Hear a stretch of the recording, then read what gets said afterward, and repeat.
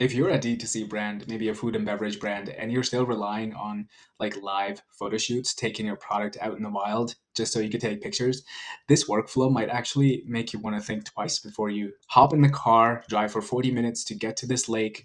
Also, remember to bring a blanket and two people so that you can have shadows. And then also a glass of whatever empty, and then onion, not the onion, orange peels, and then a perfect looking ice cube, ice oval cylinder. I don't know, but you get the idea. Essentially, this workflow will take all the inconvenience when it comes to doing a photo shoot for your product, and literally hand you a powerful machine that will just you just turn it on whenever you want.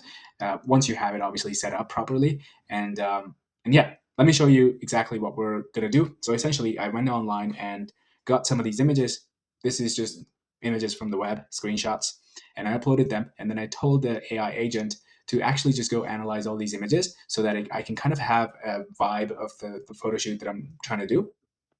And then after that, I have a creative brief which I use Claude to kind of create for me. And in the brand context, basically, you can literally tell Claude to go scan this website. You know, I can send you a skill, no problem, if you just comment, and you can have the entire workflow. So you could just tell Claude that, hey, use this skill to go create a brand DNA and create a brief for this product. So let's say if it's a wine bottle, a beer thing, or like a bag of crackers or whatever it is, you put that here, and then essentially it combines all. There's an agent that basically combines the entire thing, puts it into one brand DNA, like, and then sends it to our creative agents where this guy here does the thinking. What do I actually want to create today? And then that thinking, usually what happens is our creative directors and somebody like myself, like if we're trying to create things, we have an image in our mind, but we can't really describe it. And that's exactly this agent is trying to do.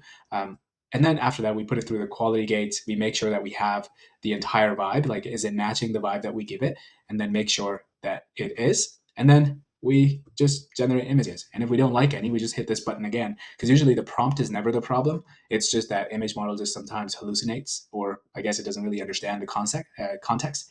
But when you just give it another run, it just works. And look at these images. Like imagine having to go outside to like take pictures. That's an entire day of an undertaking, and you can generate like you can literally 10x this whole thing.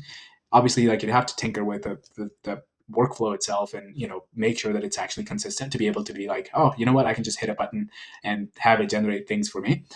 In order to get to that point, there's a lot of pain and patience that you have to usually go through, and that's the part that nobody ever tells you. Is like it would be very wrong for me to be like, oh, I just hit one button and I get these images. I just don't think that it's true unless you obviously spend hours and days and weeks to actually get this workflow so right that there's just no room for hallucination. But even then, you might still need regeneration. But either way, it's awesome what we can do without ever leaving this room, which has literally been my life lately.